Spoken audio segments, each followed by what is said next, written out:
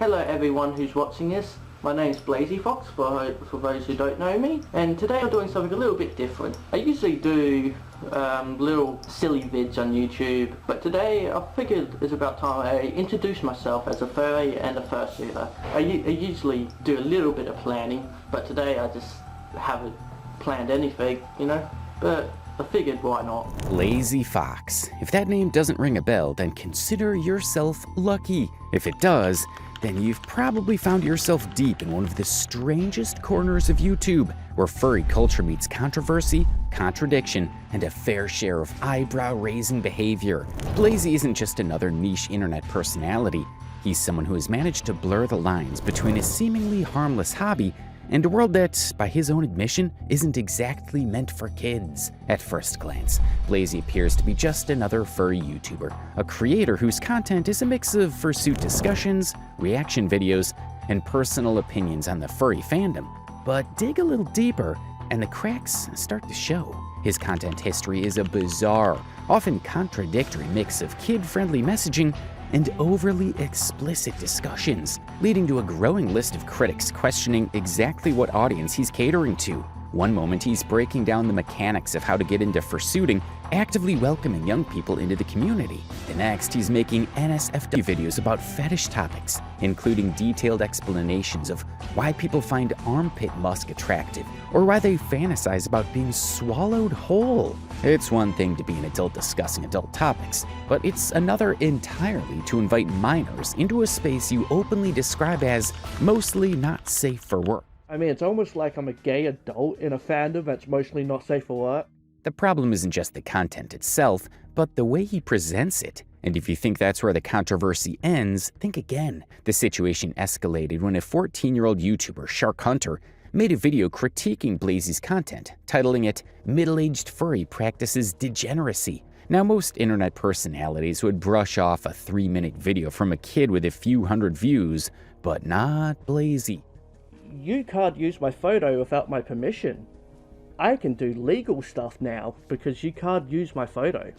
That's right. Blazie, a grown man, threatened legal action against a 14-year-old for making a video about him. But this is only the beginning. The deeper you go into Blazie Fox's content, the worse it gets. His Y series, a collection of videos explaining various furry-related fetishes, is where things truly take a turn. While most YouTubers aim to educate or entertain, Blazie's approach to these topics leans into full-blown fetish justification, from explaining why furries love paws, describing them as hypnotizing and soft, squishy, and comforting, to discussing the appeal of musk, where he outright asks the most unsettling question. Why do people want to press their face into an anthropomorphic character's white armpits and sniff in their stink until the end of time?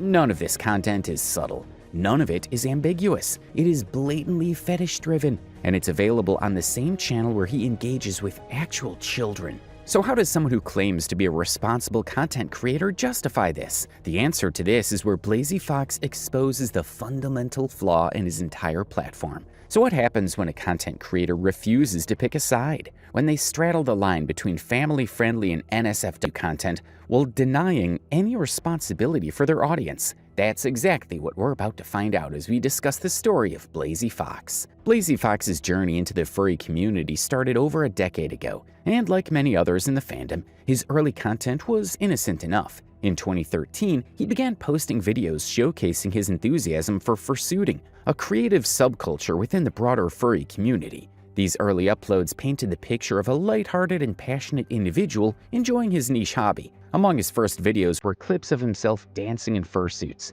harmless entertainment that aligned with the broader furry YouTube scene at the time.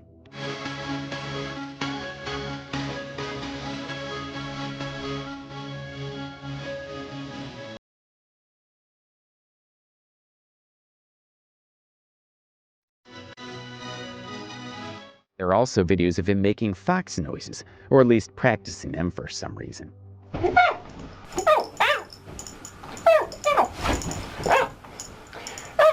He also experimented with cooking tutorials, which, while seemingly unrelated, incorporated elements of furry culture, bridging the gap between his real-life interests and his online persona. Everyone, Welcome to the very first episode of Cooking with Blazie. I'm very excited about this, especially because the first thing we're cooking is my personal favourite, and I agree, I'm sure many foxes can agree, chicken. These videos were part of a growing trend where furries attempted to normalize their community by producing engaging everyday content that appealed to both insiders and curious outsiders. Additionally, Q&A style videos became a staple of his early content. In these, Blazie answered questions about his experiences in the furry fandom, his motivations for joining, and what being a furry meant to him. He emphasized creativity, self-expression, and the camaraderie within the community, framing fursuiting as something anyone could enjoy regardless of background or age. It was in 2017, however, that Blazie attempted to solidify his place in the community with a more personal video, Who Am I? An Introduction to Blazie. This video functioned as a defining moment for him, as he directly addressed his audience with a deeper reflection on what the furry fandom meant to him. A lot of furries in my area, and once I heard about a convention, he spoke about how the community had changed his life, providing him with a sense of belonging and acceptance he hadn't found elsewhere. He praised the inclusivity of furries, emphasizing that it was a space where people could express themselves freely without fear of judgment. All I can say to those who are new to the fandom, stick with it and you'll be amazed at what you'll find. There are some incredibly talented and amazing people out there, and you will make the best friends you will ever have. That's for sure. More importantly, he used this video to encourage newcomers, particularly young furries, to explore and embrace their identities. He described the furry fandom as a place where age didn't matter, where anyone, regardless of background, could find friends and build a persona that made them feel comfortable in their own skin. You know, they don't discourage anyone. You know, they don't care who you are or what you look like. You know, if you're gay, straight, bi, black, Asian, you know, they don't care. It's what's in here that counts. This open-door philosophy, while seemingly well-intentioned at the time, would later raise significant concerns as his content shifted into more hyper-specific and adult-themed discussions. You know, if you're gay, it's okay to come out to us.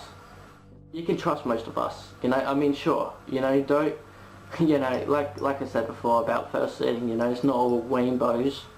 You know, you gotta understand that there is always going to be an asshole out there, you know. There's always someone who's going to try and ruin your day. Through the video, there are other instances where he would make some weird statements, like comparing himself to a fox because of his eating habits. Well, I have orange hair, you know, like a fox. I got a white beard, like a fox. I love eating chickens, like a fox. But not Vore. He described his fursuit as part of his real-life identity. In the mirror, when you look in the mirror and you see yourself as your own character, it's like, wow. You know, you just want to, you know, reach out and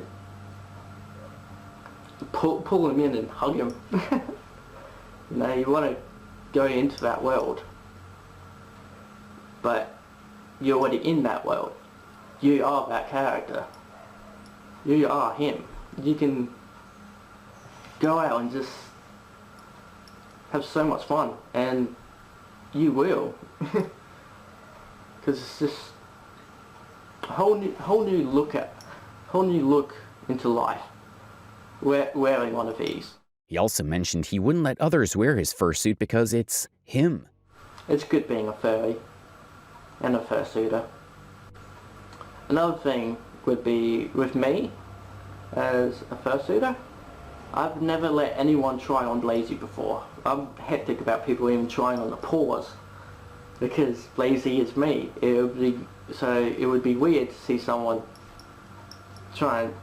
He also describes the experience of being in a fursuit in an oddly intimate way and unintentionally makes fursuiting sound obsessive. Because you guys give me a reason to live.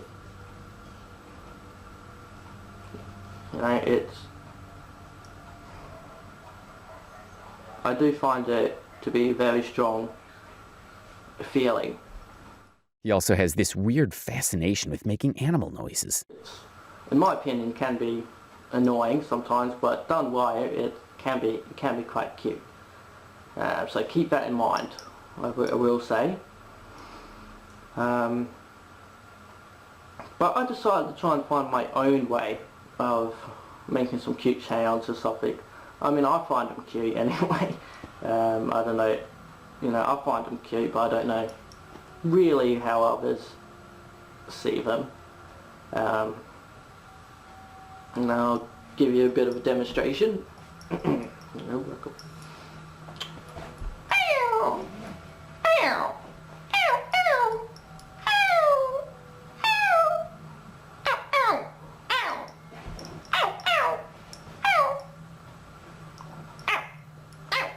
Because here's where things take a turn. Over time, Blazie Fox's content began drifting away from general furry topics into something much more explicit. What started as fursuit dances and community Q&As soon morphed into a catalog of niche fetish discussions, wrapped in some friendly, inviting tone he had always used. It was an unsettling shift, and one that would come to define his entire online presence. You see, Blazie's content was riddled with contradictions, but nowhere was this more apparent than in his handling of young audiences. His "At what age should you get a fursuit?" video became a source of controversy, drawing attention to his mixed messaging about whether his channel, and the furry fandom itself, was suitable for minors. At first glance, the video seemed to offer a responsible take on the issue. Blazie initially advised younger viewers that purchasing a fursuit should wait until adulthood, primarily due to cost and the likelihood of outgrowing the suit. This wasn't an unreasonable stance.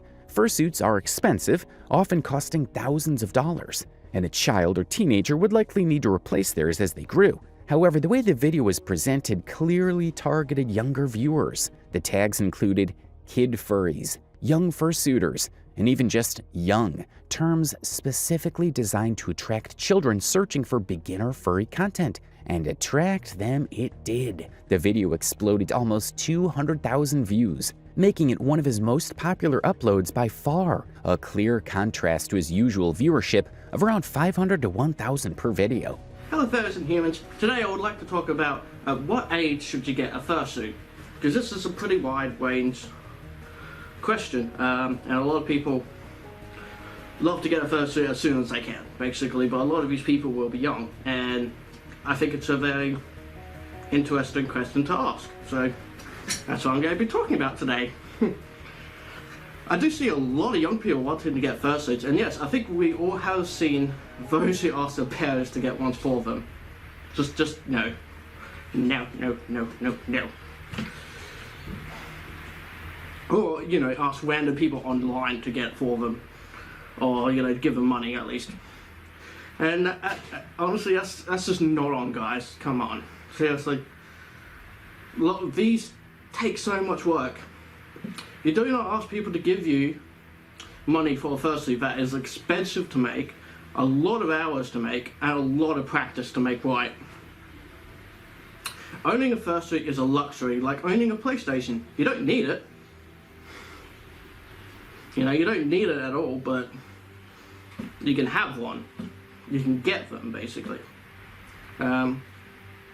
Sure, what happens when you do get one? You have a lot of fun with it, and that's what a fursuit is. It's having fun when you get it. Yeah. The response in the comments section made things even more concerning. Young viewers flooded the video, excitedly announcing their intentions to join the community. One 13-year-old wrote, "I am 13 and I'm making my own fursuit because I want to become a maker. The longer amount of time that I would be doing this gives more opportunities than waiting till I'm 18. I really want to make my own because I'd feel so proud of it, no matter how it looks. Just knowing I made it would be amazing. And if I waited till 18, I might lose interest." Blazie enthusiastically responded, encouraging them to begin as soon as possible. "Actually, making your own is great. I completely encourage you to do so. For one, the more you do and early on you do it, the more you can improve. as long as you understand that you'll become taller maybe, so it may not fit you in time, but that means you will just have to make more and become better at what you do. This is just one example, as there were many kids in the comments section with similar requests for a fandom that even its most ardent defenders admit has a significant NSFW element. This was a dangerous message. Rather than directing young viewers towards safer, more appropriate spaces, Blazie embraced them with open arms, offering reassurance that they belonged in the fandom, even as he continued saying and producing increasingly explicit content. After receiving backlash for his stance, Blazie released a follow-up video, and this time his message had changed dramatically. Instead of reinforcing the idea that fursuits should be an adult purchase,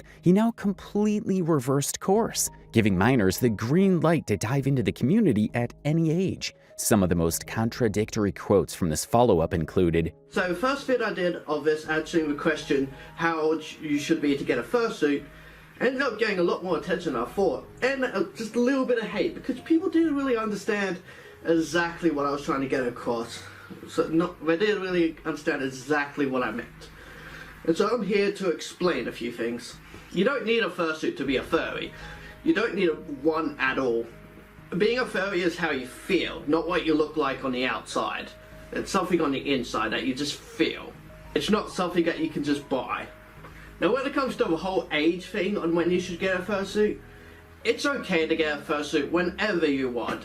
It really is. Don't listen to me like I'm God or something like that, because I'm not.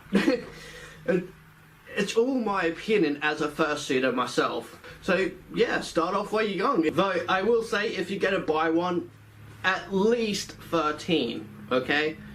At least 13 if you want. If you want to make it yourself, younger's fine, but at least 13, and you gotta at least get a partial. Like if you're 10 and up wanting a fursuit, go ahead, like try to make it yourself, you know, and see where that goes. This video created a serious contradiction in Blazie's messaging. On one hand, in another video, he had openly admitted that the furry community was mostly NSFW, yet despite acknowledging this, he was now actively encouraging minors to get involved. A glaring inconsistency that raised concerns about his motives. The issue wasn't just that Blazie encouraged young viewers to explore fursuiting, it was that he did so while simultaneously producing content that was, by his own admission, deeply inappropriate for children. A 30-year-old man talk about naughty furry stuff. I mean, it's almost like I'm a gay adult in a fandom that's mostly not safe for work. For reasons it's good, it's hot. Ends of death, you're finally useful. I feel this. I feel this. I hate that I feel this, but I feel this. When your friends are into Vore but you aren't, look them straight in the eye and say, "Don't eat me." Blazie Fox's online presence was already under scrutiny, but his clash with a 14-year-old critic exposed a level of hypocrisy and overreaction that only fueled the controversy. It all started when a small YouTuber named Shark Hunter uploaded a critique video titled "Middle-Aged Furry Practices Degeneracy." The video, which at the time had barely 300 views, was a straightforward call-out of Blazie's content, pointing out the contradictions in his messaging and highlighting the NSFW nature of some of his videos. So I was made aware of this video with this thumbnail in it. Middle-aged furry practice degeneracy. Oh my. This, so yes, I am being attacked. Oh no, how scary. But more or less, I'm making this video because it's hilarious. The points he makes are just hilarious. Most creators, especially those with significantly larger platforms, would have ignored a minor critique from a tiny channel. But Blazie, he did the exact opposite. Instead of brushing off the video, Blazie went nuclear, creating a 25-minute long response video, more than 8 times longer than the original critique. His reaction quickly escalated to absurdity, as he threatened legal action against Shark Hunter for using a publicly available photo of him. You can't use my photo without my permission. I can do legal stuff now because you can't use my photo. He accused Shark Hunter of making a violent threat, citing the thumbnail which featured a character holding a baseball bat as a supposed threat against him, encouraged mass reporting of the video, stating that YouTube should ban Shark Hunter because minors shouldn't be talking about things like degeneracy, contradicted his own claim of being unbothered. And the fact he is talking about, like, the stuff he does talk about, and like in other videos, talks about degeneracy and all this kind of stuff, it's like, a minor should not be talking about this. So, yeah, YouTube should really be doing something about this. I have reported it. If you do go watch this video yourself, do report it, because, yeah, it's a minor talking about things that he shouldn't be talking about. Yeah, anyway, this is a really funny video. It's a really funny video. The points he makes are funny. So let's just get into it right now, okay? Oh, I do want to point out, his little icon is like a dude holding a, which is always like, it comes off as a threat in these kind of videos, so that's something I could put to YouTube, like, yeah, his character's holding a, that's a little bit of a threat. Yeah. His reasoning was that Shark Hunter had mistakenly referred to him as 31 years old instead of 30, a correction that quite frankly added nothing to the conversation. Now, if you don't know, this person is a grown-ass 31-year-old man that... Alright, whoa, alright. Again, I'm not bullying this person. I'm like a teacher looking at his report and giving him an F. Because, for one, I'm 30 years old. I don't know where you got 31 years old from, but I'm 30 years old for one. Blazie's over-the-top reaction to a minor's video painted a picture of deep insecurity and an inability to handle criticism, especially from someone so young. His response wasn't just offensive, it was retaliatory, as he sought to silence a kid for making a low-viewed critique. What made this whole situation even more baffling was Blazie's reasoning for trying to get Shark Hunter's channel shut down. His main argument was that minors shouldn't be watching his content because it contained adult themes. At face value, this would seem like a fair point, if it weren't for the fact that Blazie had openly encouraged children to engage with his content like we saw earlier. This was the same person who welcomed 11 to 13-year-olds into the furry community in the comments of his viral fursuit video, encouraged kids to start making fursuits at any age despite admitting the fandom was mostly NSFW, tagged his video with kid furries and young fursuiters, making it highly discoverable for children.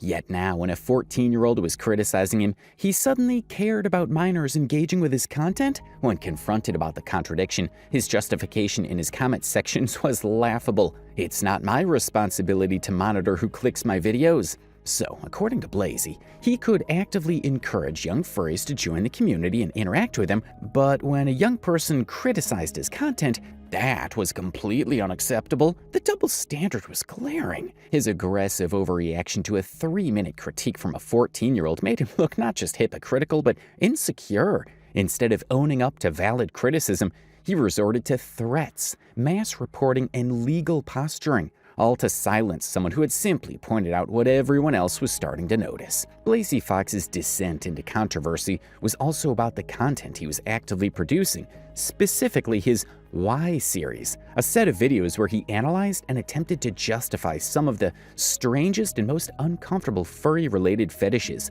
At first glance, these videos might seem like an attempt at educational or anthropological curiosity, but the way Blazie presented them blurred the line between analysis and advocacy. Each video was framed as an exploration of why certain aspects of the furry fandom existed, but the tone and content went far beyond mere explanation, often speaking directly to the viewer as if they shared these specific interests. The series covered multiple niche and highly explicit topics, ranging from paw fetishes to body odor obsession, musk, diapers, and even Vore, a fantasy centered around the idea of being swallowed whole. These weren't just casual discussions, they were detailed breakdowns, filled with sensory descriptions, personal reflections, and a level of enthusiasm that was deeply unsettling. And perhaps the most concerning part, these videos directly followed his viral fursuit video, the one that attracted a younger audience, meaning that the same children who found his fursuit encouragement video were now being exposed to his content.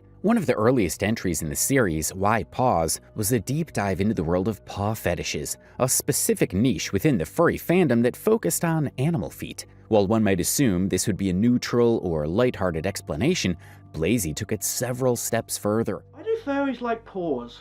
What is it that attracts our attention? Is it the smells? Is it the looks? Is it the amazing softness of our paw pads that your face can just squish in? Maybe it's the toes when they wiggle about in front of your face, hypnotizing you.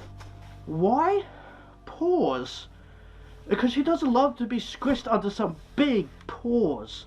This wasn't just an academic question, it was a direct, immersive description, written as if the viewer was already interested in it. Later on in the video, he elaborated on how watching large animal feet move could be hypnotizing. This wasn't a detached explanation, this was a persuasive pitch. And while some might argue that fetishes are a personal preference, the timing and placement of this video were alarming. Blazie had just amassed tens of thousands of new young viewers from his fursuit video. Now these same kids had access to his content, filled with explicit sensory descriptions about feet and attraction. If why paws seemed concerning, the follow-up video, Why Musk, took things to another level. Blazie started by mocking those who might find this topic unsettling. Why Musk?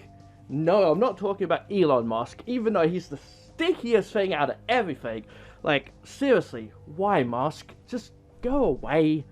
But no, I'm talking about that stinky, sweaty scent our bodies give off. Why is it that something that furries could find hot? Why is it pretty popular in artworks? Like, seriously, there's plenty of artists I've come across. They're not because I'm looking for it, I swear, I'm an innocent fox, who has done, like, musk-related artworks, even if I don't really know it. Then, in a jarring shift, he launched into a session of why some furries find body odor, sweat, and musk attractive. Why do people want to press their face into an anthropomorphic character's wipe armpits and sniff in their stink until the end of time? Why do people love the idea of working up a sweat with a character just so they can breathe in their fumes that come off their body? Why do people like the idea of sniffing paws? Blazie's framing was once again concerningly personal, not just describing the fetish, but justifying it as something people should enjoy. He went as far as to compare the scent of sweat and musk to delicious food. Because it's like walking into your favorite restaurant that just smells so delicious, you want to breathe it all in and dig your face right into the food.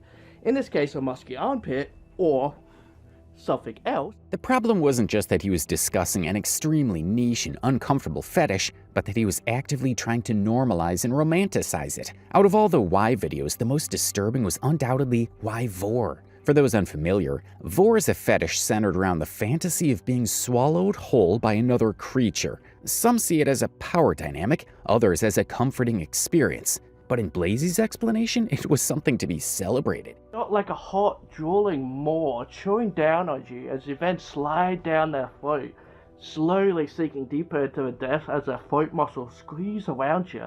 He then dove headfirst into a highly descriptive narrative, reinforcing the comforting nature of the fetish. Okay, because they're soft and squishy that it feels more comforting than you first thought, and so you end up entranced by this feeling of softness surrounding you. But you just end up the most relaxed you ever felt.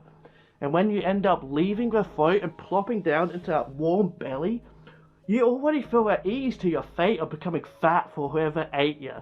As you feel their hands press against that belly and it rumbles around you, but still, it's also soft and squishy and just so comfortable. And not to mention, you feel safer than ever in there, allowing you to sleep peacefully. This step-by-step description wasn't necessary for an educational video. It wasn't just an explanation, it was a full-fledged fantasy scenario, recounted in excruciating detail. Maybe you're just a kinky fur that wants to be chewed and swallowed and turned into either fat from a butt or be turned into a waste product to be disposed of later like the nothing that you are. Boy, this video took a turn now, didn't it? Gosh, I love my monster movies.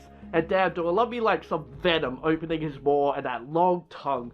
Like, they know what they're doing when they do those kind of shots in the movie. And then in the trailer for the second one, you see Carnage shove his tongue down a dude's throat. Like, fuck me, man. That's one of the moments as a monster lover, you're just like, meh. Like, if that was to happen to me, I'll just be moaning about it. And then he'll be grossed out, that's how I would survive. Because he would run away, and I would be very disappointed that he just run off and didn't finish the job. For many, this was the breaking point. There was zero reason for a furry YouTuber who had just welcomed thousands of new young viewers to be making content like this. It was inappropriate at best and deeply disturbing at worst. And Blazie knew it. The Y series cemented the growing concerns surrounding Blazie Fox. For many, this was beyond irresponsible. It was dangerous. The Blazie Fox paradox is one of the most perplexing aspects of his entire online presence. His channel exists in a strange limbo, caught between content suitable for younger audiences and material that caters to niche, adult-focused interests. One day he's reviewing Bluey, a show made for preschoolers, and the next, he's uploading videos of himself engaging in suggestive movements on camera, in content that clearly appeals to a more mature audience. What's that? You want me to squish you with my big, soft paws? You sure about that? I mean, they are nice and big and soft and squishy.